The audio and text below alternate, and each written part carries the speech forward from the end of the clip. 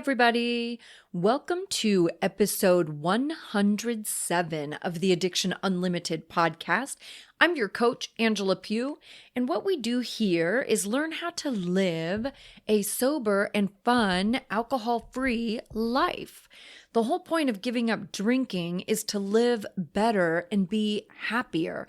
And I will certainly give you all the insights I have after many years of sobriety, as well as all my mistakes and life lessons, drama and trauma, and everything else I have. It's an open book around here. Over the next several weeks, we are going to double down on your recovery with double episodes.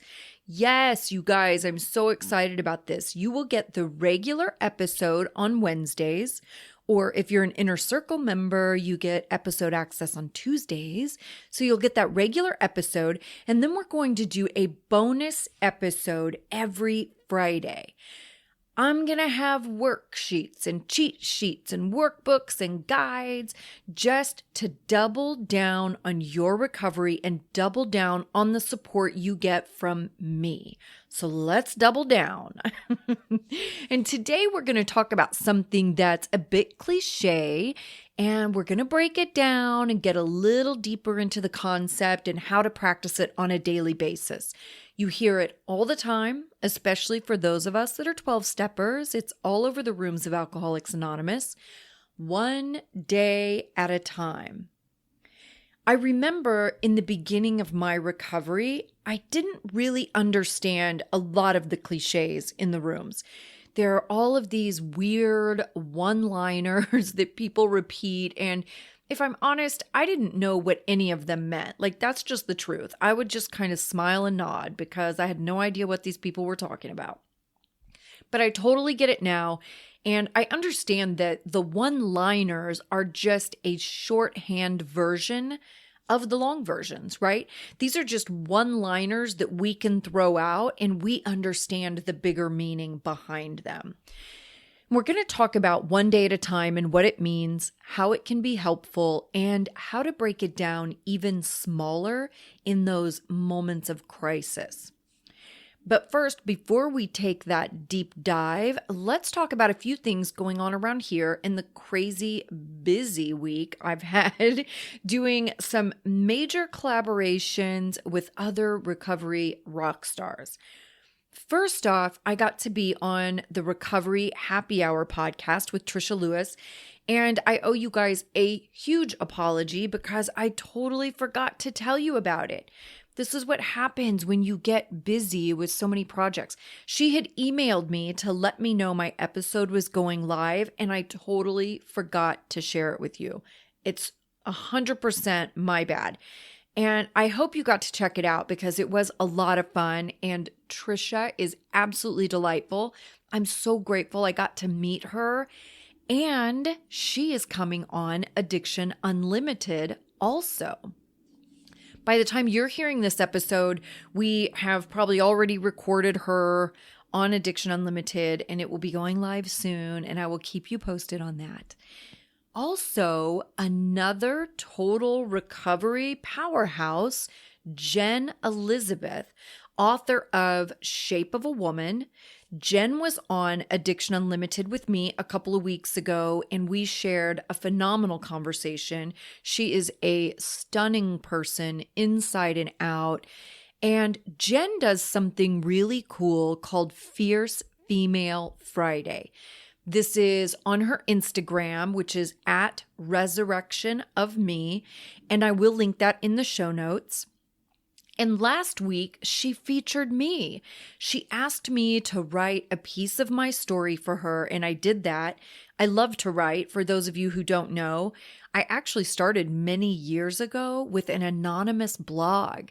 Like, I didn't have my name on it. I wrote pretty regularly, and it was very popular in the addiction world way back in the day before like everybody and their dog had a blog and a podcast.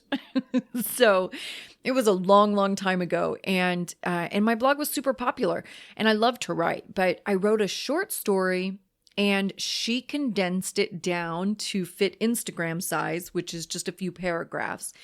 and I was her featured Fierce Female Friday last week. And what an honor, you guys. These women are badasses. And for all of us to collab is pretty amazing. I am definitely going to do some more collaborations too. Some Instagram live videos and some exclusive video segments only for my Inner Circle membership members. You guys will get some extra content with all of these incredible souls I get to talk to. So I took the full story that I wrote for Jen for Fierce Female Friday, and I posted the full version in the Inner Circle. So if you are a member, you can read the whole thing there. And it's not very long. I don't mean to make it sound like it's a book or something. It's pretty short, and you can find it in your member portal. All right, that is my crazy busy life. So many phenomenal things going on. This has been a really exciting time for me. And let's take a minute too, and let me embarrass myself for a minute, okay? You know, I like to share my struggles as much as my triumphs because I never want to paint a picture for you that because I've been sober 150 years, like I've got it all together, right? I want you to see the truth, you guys. None of this is perfect. And all those hangups that we get, all those fears, fear of failure, fear of judgment, whatever, when you think about those things that you're putting off starting, whether it's a business or your sobriety, or maybe it's making a real commitment to your sobriety, and you're putting it off because you have all these fears going on, right? And you're fearful of what other people are going to think of you, and you're fearful you're not going to be able to do it, and blah, blah, blah. The truth is, you just have to do it. You can piece it together as you go. You can connect the dots as you go, but you just have to start. And I want you to know the reality of the situation and that our work on ourselves is an ongoing process. That's why I talk about my food struggles and laziness and financial irresponsibility, because these are all things that I've had to work on well into my sobriety. Like there's no end point and there's no such thing as perfection. The key to all of this is that we never stop trying. It's okay to make mistakes as long as I clean up my mistakes and I learn from them. So here's my little public humiliation for the week, okay? You know, I started the membership site, the Inner Circle. I started it in April, and the Inner Circle is amazing. There's a ton of great content in there. It's only $25 a month. It's like the absolute cheapest investment you can make in your recovery. And there's just a ridiculous amount of great stuff in there. And we do 2 online meetings a week. There's a private chat for members. We do 12-step insights and video segments and bonus content and all of that kind of stuff. It's incredible, $25 a month. So I started it in April. Just like anything else, there's a learning curve, right? You get going, you get some feedback, you make some tweaks, and it just continues to get better. Now that I'm almost 2 months into it, it's getting really good. And I'm sharing content that is thought-provoking and helpful and supportive.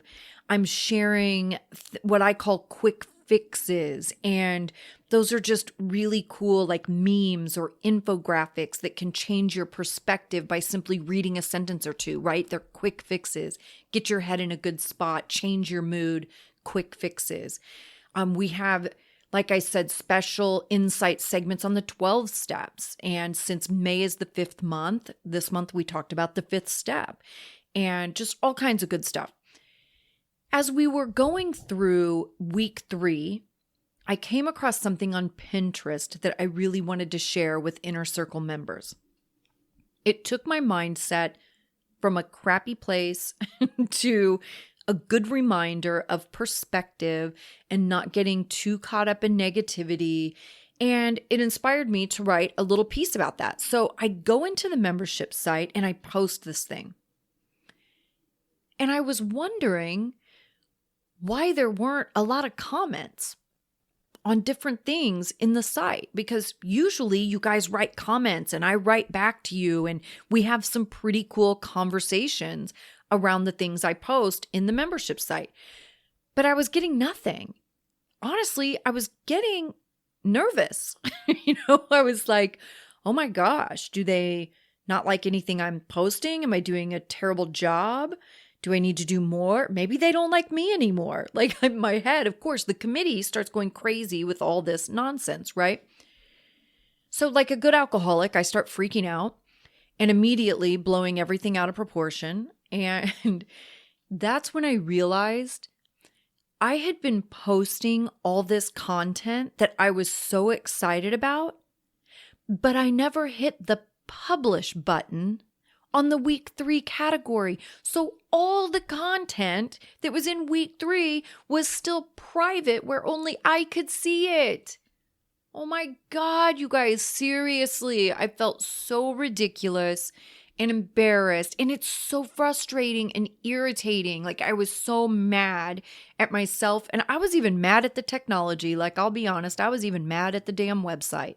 So I know it's not its fault. I just forgot to hit one button, but I was so freaking frustrated. And of course, I sent out an email to all of the members and I apologized and I owned it. I told them exactly what I did, exactly what happened, just like I'm telling you now. And then I told them all the stuff that was available for them now that I fixed it. And then I drowned my feelings in ice cream. Of course. And that's the reality of life. You guys, no matter how hard you try, no matter how hard you want everything to be perfect, sometimes you're going to forget to hit the publish button and cause a mess. And here's the truth. A few years ago, I would have let that little incident completely take me down. I would have blown it so far out of proportion. I would have beat myself up about it, obsessed over how embarrassed I felt. I would have told myself that everyone's going to be mad at me for not getting their content out, and they're all going to want to leave the membership because of it. I failed them. I'm not good enough. All those crazy messages the committee likes to feed us. And it really would have taken me down, like to a point. Maybe 4 or 5 years ago, if I was in the midst of all that, I may have actually quit, right? And just like stopped the membership altogether. It would have messed with me that much. Instead, I practiced what we're going to talk about today, right? One day at a time. And I didn't get consumed in the 4 days that the content wasn't available. I didn't let that guilt and fear ruin my whole day or week. I got myself back in the moment, realized there was nothing I can do about those 4 days, but what I can do is get it handled and let my members know what happened and apologize, right? It's okay to make the mess. You just have to go back and clean it up.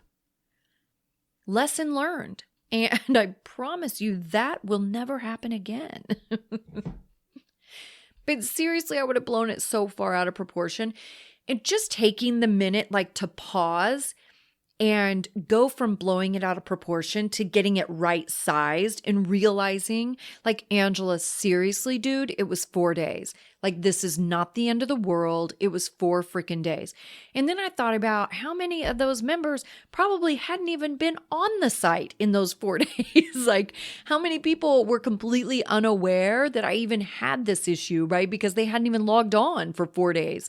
But I had to pause and get it right sized. I had to get my head right. And if I step back and I look at it logically, I'm super grateful that this happened in the first 6 weeks of my membership, right? So I did get to learn that valuable lesson. And I'm even more grateful it was only 4 days, right? Imagine if I would have done that on a whole month. Like that's ridiculous. But I have to stay in today and figure out what I can do today, not stress about how I don't have a time machine to go back and change something 4 days ago, but what can I do today to get me closer to my vision or my goal? And what I could do that day was just tell everyone what was going on and let them know it was my mistake. Period. So that's what I did. One of the greatest struggles in sobriety is getting stuck in the past or getting wrapped up in the future, right? Future tripping. What's going to happen? What might happen? What should I do about what might happen? Will I be okay? Will I turn into a pumpkin? Yada, yada, yada. What we forget is the only thing you have any control over is today, the very next moment. You hear all the time in AA, people telling these really funny stories about getting caught up in the future. I remember a lady when I was really new, like literally I was probably in my first year for sure, maybe even my first 6 months. And she and her husband are both doctors. And she was talking about how that morning she was looking at her son and thinking about how hard medical school is going to be for him. She was thinking about the long hours and studying and sleep deprivation. And she said, then I had to remind myself, he's 5. It's such a great reminder. He's 5, but man, we love to get caught up in that future. Or you hear people say one of their objections to giving up alcohol is they can't imagine having their wedding without booze. But today, in this moment, they're not even dating anyone, right? Already thinking about the wedding and what that might look like alcohol-free and deciding they can't handle it and they don't even have a boyfriend or girlfriend. I hear that one a lot, actually.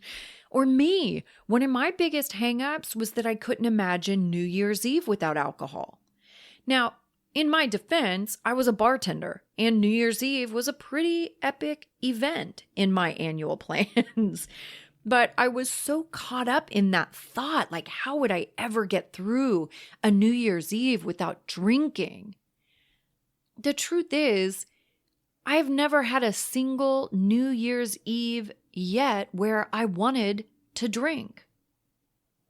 And I was a sober bartender on New Year's Eve for many years too. It didn't even bother me. And now that I'm old, I'm not even awake for New Year's Eve. So it seems really pointless to have worried about all of that now at this stage, right? Now I spend New Year's Eve worried about all of you getting through that time and staying sober and sending prayers out to all of you and all the guys at my sober living houses. I spend my evening trying to mentally save all of you and keep you safe and sending you powerful strength vibes to get through those nights. And that probably sounds a bit ridiculous, but it's true. That's what I do now. So I want to break this down even further. Also, in a way that saved me when I was brand new sober. Because when I was brand new, I couldn't manage one day at a time. I was doing 10 minutes at a time. We talk about habits and the power of habits and rituals. When I got sober, I was still bartending. And on a typical night at work, I would start drinking around 8 p.m. And at the end of my bar, there was a cooler where all the kegs were and all the different bottles of liquor that needed to be kept cold, right? Of course, you put all that stuff in the cooler. And me, like a good alcoholic, I had a stash of paper cups in the cooler so I could sneak in there and pour myself nice cold shots. And my brain was accustomed to having its first drink around 8. And just because I wasn't drinking anymore didn't mean my brain wasn't thinking about it anymore. It was a ritual I had built over the course of years. So it wasn't going to go away just because I quit. This is when I learned to take a craving or a thought or a difficult moment and take it 10 minutes at a time. As the 8 o'clock hour would approach each night when I was at work, the committee would start chirping away at me, talking about having a drink. It would be reminding me of my little stash of paper cups in the cooler and how easy it is to walk in there and how quick it is and nobody even knows. My brain had its own ritual, right? And I was standing in its way. So I would find things to do for 10 minutes at a time to distract the committee. This is what I talk to you guys about all the time, the importance of distracting the committee when it's being a jerk. What I see happen is we fall apart in the discomfort. When the committee is yelling at you about some crazy anxiety or fear or chirping at you with a craving, whatever the discomfort is, you panic. And panic brings fight, flight, or freeze. In these moments, I need you to fight. I need you to fight the committee. Tell it to F off. Tell it you're in charge now and you're making different decisions. Or even flight. Leave. Go do something. Go somewhere. But for God's sake, please don't freeze. When you freeze in panic and discomfort, you put yourself in a position that you're spending quiet time with the irritated committee. The committee can be a real jerk. I don't want you to isolate and freeze and put yourself in a position where you can hear it better. I want you to get busy, move around, do something to distract it, and give it something else to talk about, 10 minutes at a time. When the committee is chirping about anything, find something to do 10 minutes at a time. For me, when I was at the bar, I would go wash dishes or clean out a cabinet. I would start a conversation with a guest at the bar or one of the cocktail servers. Or I would play around mixing juices and sodas to find new mixtures I liked. Anything I could do, 10 minutes at a time. Then I would check back in with my craving and see how it was. And my cravings weren't cravings like I really wanted to drink, because I didn't. It was just the craving of the ritual. We create habits and rituals because there's a sense of safety in knowing what's to come. Like, I have breakfast with my father every Saturday morning. I do online recovery meetings for our Inner Circle membership members. I do Facebook Live videos on certain days. My podcast comes out every Wednesday. Well, Tuesday for the Inner Circle members, but Wednesday for the rest of you. We know we have a tendency to future trip. So when we have rituals in place, it takes away that sense of unknown and replaces it with a sense of safety and knowing and certainty. This is why I say to you guys too, to plan ahead if you know you're going to an event. We talk about this in the Stay Sober for the Holidays and Social Situations episode. I have that whole worksheet for you about staying sober, your plan. And if you can have that planned in advance, then you don't panic when you're in the moment because you already have tools in your toolbox. You don't have to panic because you have a sense of safety and certainty because you already know how to respond to an uncomfortable moment because you planned. Here's what I want you to do. When something comes up, whether it's a craving or an anxiety or fear, when you feel it, I want you to take a second and rate it, 1 to 10. 1 being the most manageable and 10 being unbearable. Take a second and sit with it. Ask yourself, how bad is this really? Is it a moment that will pass quickly? Is there a fast solution? Is it something you can take a few deep belly breaths and get through it? And then give it a score, 1 to 10. How bad is it really? 1 to 10. Then I want you to find something to do for 10 minutes. Whatever it is, I don't care. If you're home, I'm sure you have 100 closets and cabinets and drawers that could use some organizing and cleaning out, or some laundry to start, or laundry to fold, or something you could do outside, or wash your car, take a walk, take a shower, walk the dog, walk the kids, make some sugar-free Jell-O, sit down somewhere quiet and do some meditation. Research something you're curious about on Google and YouTube. Go to the gym and sit in the sauna. Go online and write a review for Addiction Unlimited. There you go. Give us a review. Or go in our Facebook group and write a message to support our group members and help them have a nicer day. Anything you can think of to distract yourself and distract the committee for just 10 minutes. Then I want you to pause again and rate it again. Same scale, 1 to 10. If it's still too high, then find something else to do for another 10 minutes. Then check in with yourself again. And I want you to really think about this too when you're doing this check-in. Like I said, take a second and sit with it. Ask yourself, how bad is this really? Is it a moment that I can really get through? Is it something that will pass on its own? Is there a fast solution? Is there a fast action I can take to get through it quickly? Are you just getting worked up and you need to bring yourself back down? That's why I said if it's some anxiety and you just get yourself worked up, you can take a few deep belly breaths and you can calm that from a physiological standpoint. This is just science, you guys. This is not anything super woo-woo or crazy. It's just freaking science. Deep belly breaths change you on a physiological level. So do it. Don't argue with it. Don't think it's weird. Just do it. If you want help, help yourself. So really check in and think, how bad is it? And then give it a rating, okay? Do something for 10 minutes, come back, check in with yourself again, rate it again.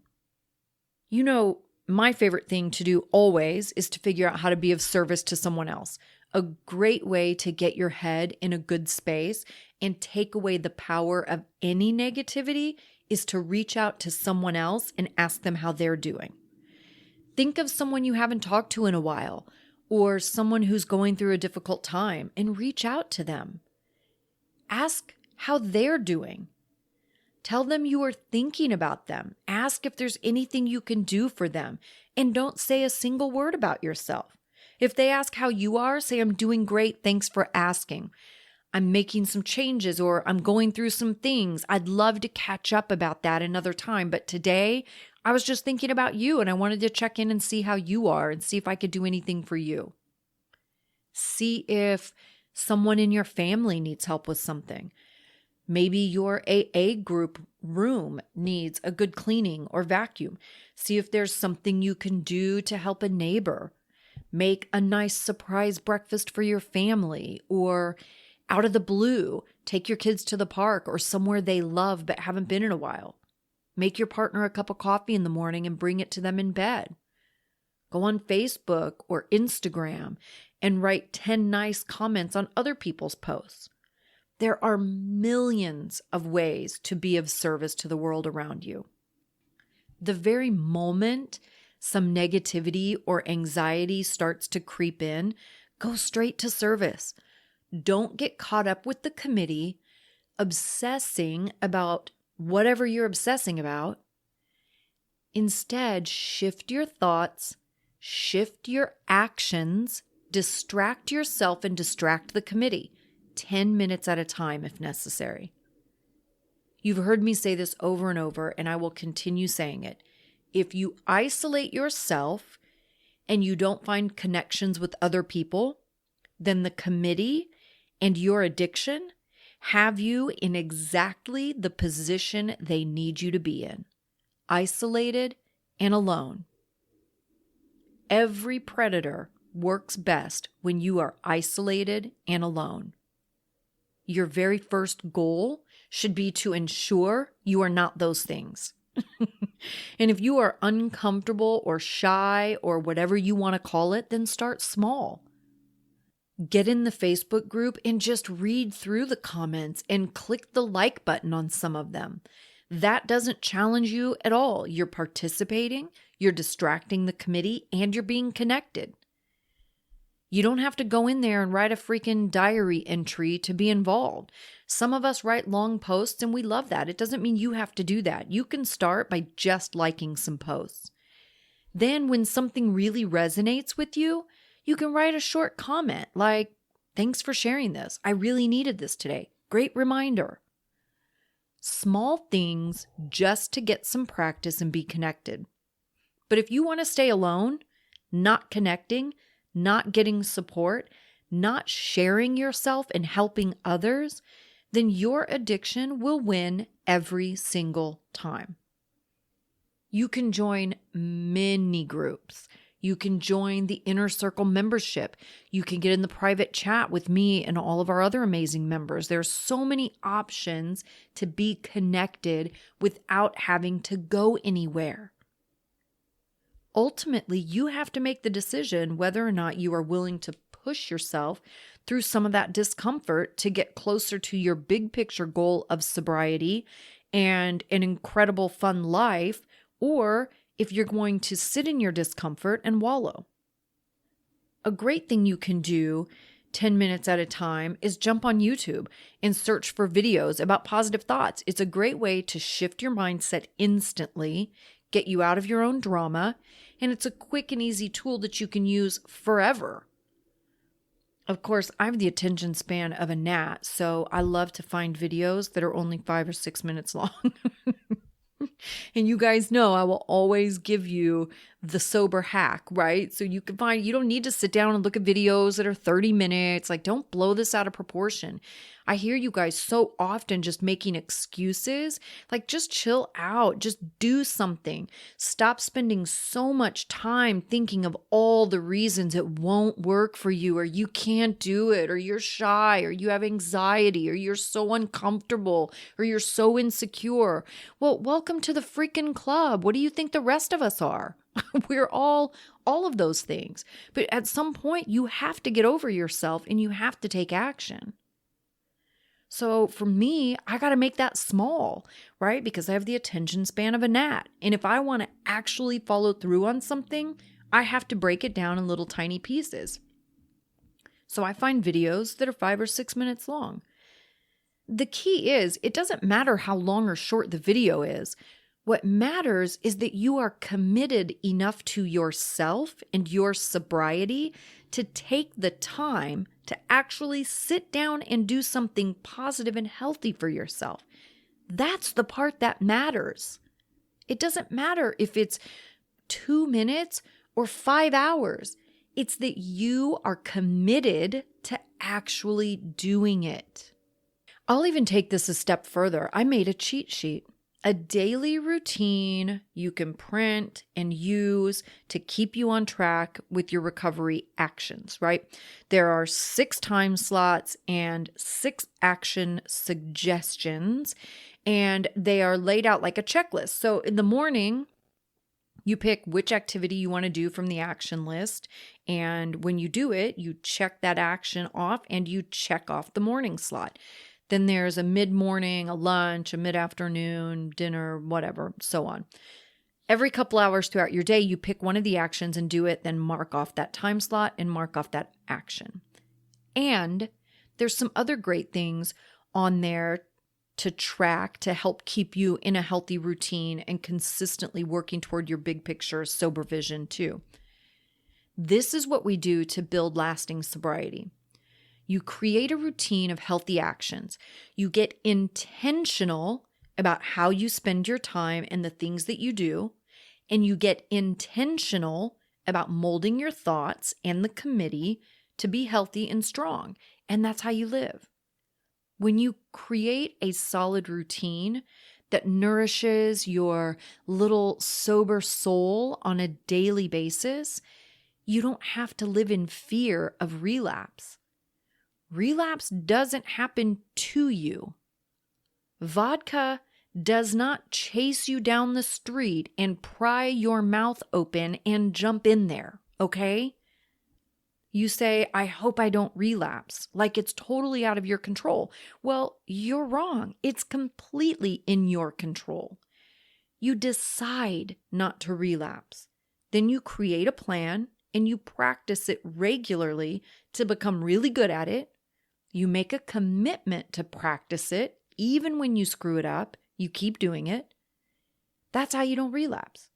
And if you do relapse, then your plan wasn't working. And you have to look at the things you were doing and figure out what to change or what to do differently. You'll probably have to add some things and maybe even remove some things.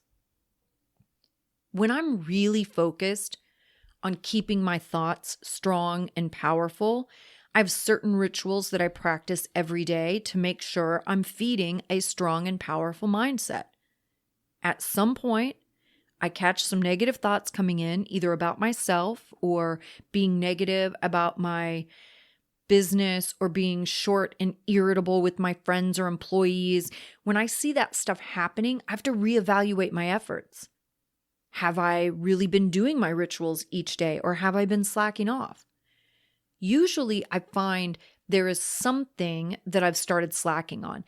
It might be that I've been isolating too much and not being connected to my tribe, right? If that's the case, then I will immediately reach out to a few people in my tribe and connect and make plans to meet for coffee or have a Zoom coffee date, whatever that looks like. Sometimes I get lazy with my meditation or visualization. This is probably one of my greatest struggles because the committee always wants to tell me that I'm super busy and I have other things to do first that are more important, and I'll do that later. But when later comes, I'm exhausted, so I'll blow it off.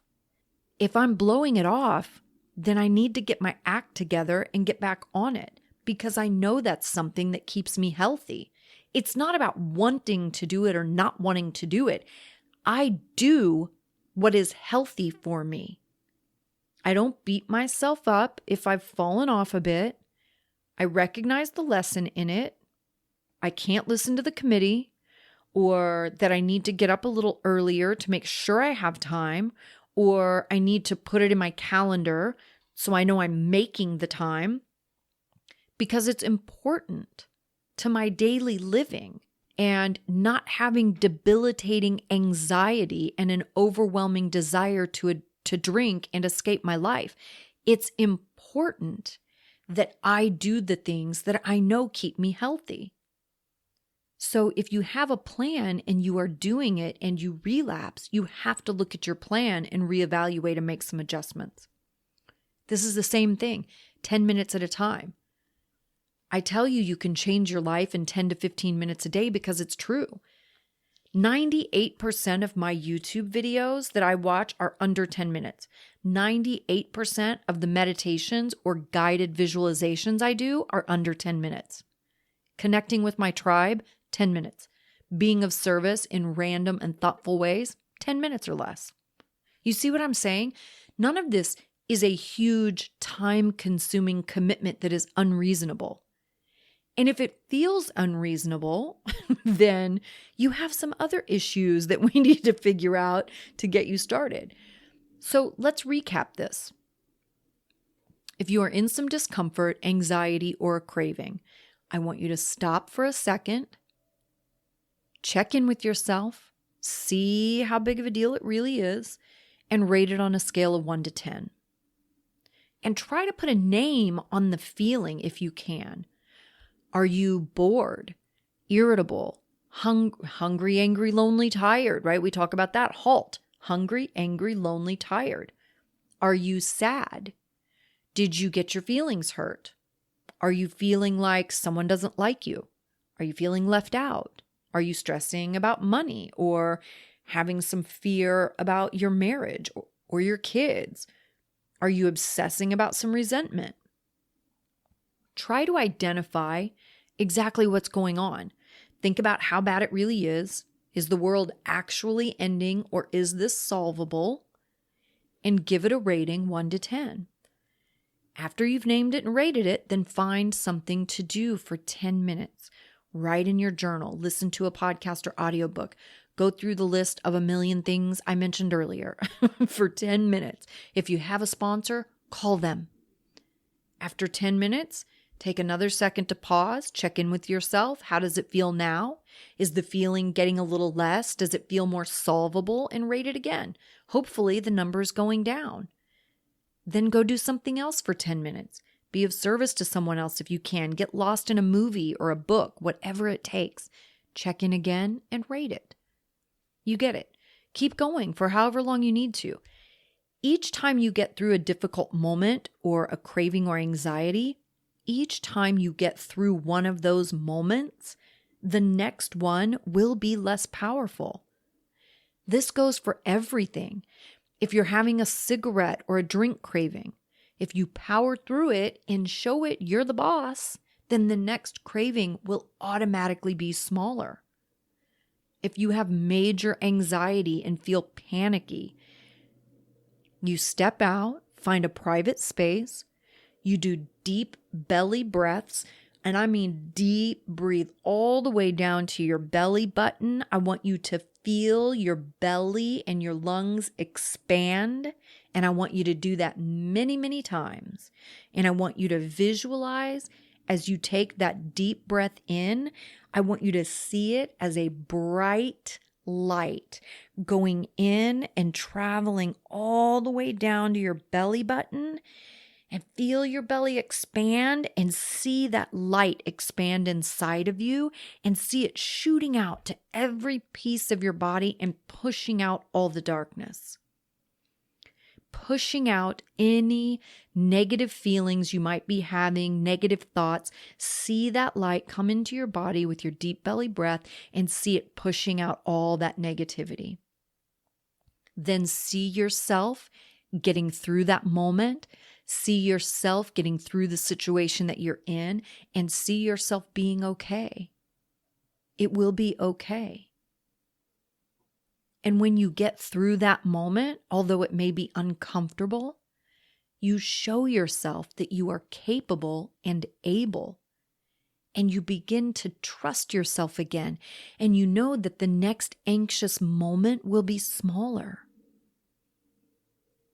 And if you want the daily routine cheat sheet, you can get it at www.myrecoverytoolbox.com/107 because this is episode 107.